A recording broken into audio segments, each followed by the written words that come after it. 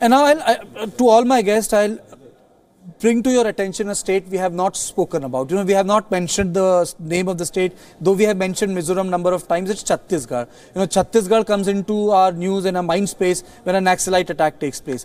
But one very small but very significant development has taken place. Yes. And that small and significant development is that the combination of Mayawati and former disgraced Chief Minister Jogi, they have actually cut into the vote bank of Congress party and they have opened their account.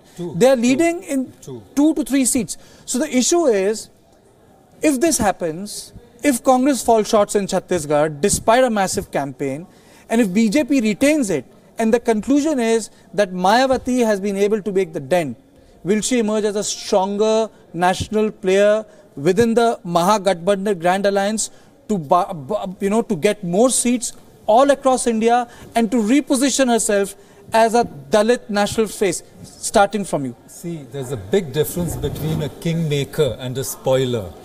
And I think that at the moment, she's showing her credentials as a spoiler, that too in a minor state.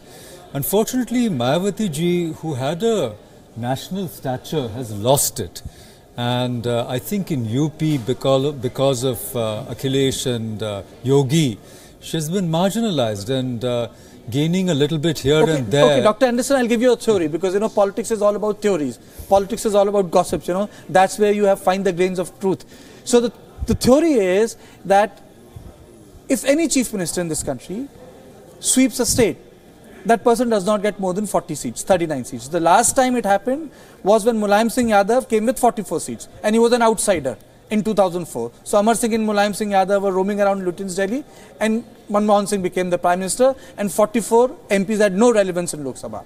Now the theory in Lutyens Delhi is that she wants to become the most powerful party within that Mahagathbandhan after the Congress. And how does that happen? She barters for 30 seats in UP and then she goes for 2 to 3 seats every state, which means that she is fighting 50 to 60 seats and she has a target of 40 seats. And that's how she emerges as a principal player. Now you would say, why 40 seats? Is 40 relevant in Lok Sabha? But let's not forget, Chandrasekhar became Prime Minister of this country with 44 seats. Dr. Anderson. Well, I wanted to talk about, the issue and also connecting in with Mayawati and what she gets. If one is to believe what the Congress Party wants as a strategy for 2019, it's not to have a presidential election, a national election. It's to have election by state, in which coalitions will not be a national coalition, but you'll have a coalition state by state.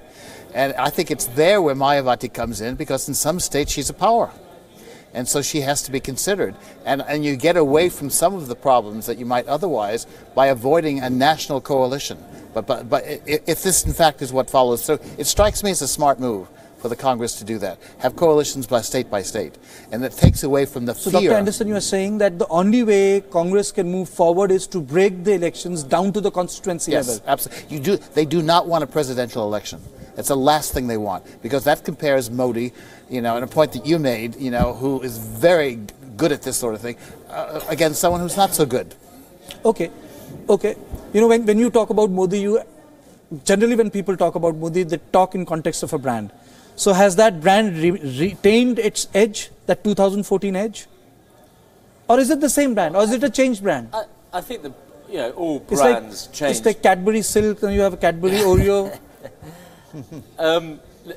He's a power brand, right? But all brands move up and down, right? And I think it's fairly natural that after the kind of Himalayan exuberance of 2014, followed by UP, frankly, to sort of move into the rather boring plains and then slightly descend into a valley of despair.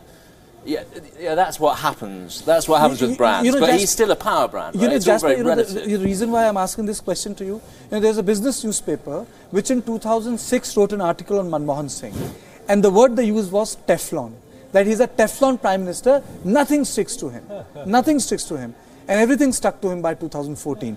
You know, I'll give you another. The reason why I'm asking this question to you is, and you understand the subject better, is when Sonia Gandhi said she is not going to become the Prime Minister and Manmohan Singh became the Prime Minister, it was division of work. So, you know, Sonia was sacrifice and Manmohan was work.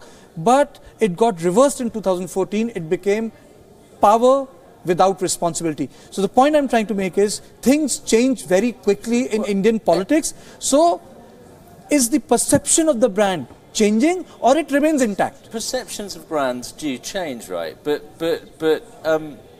you know, this is from a standpoint that Narendra Modi has accrued vast amounts of political capital, right? Which, you know, at some point, whether it's in 6 years, 7 years, 8 years, 10 years, right? That political capital will run dry as someone else comes up. I'll just come back to all of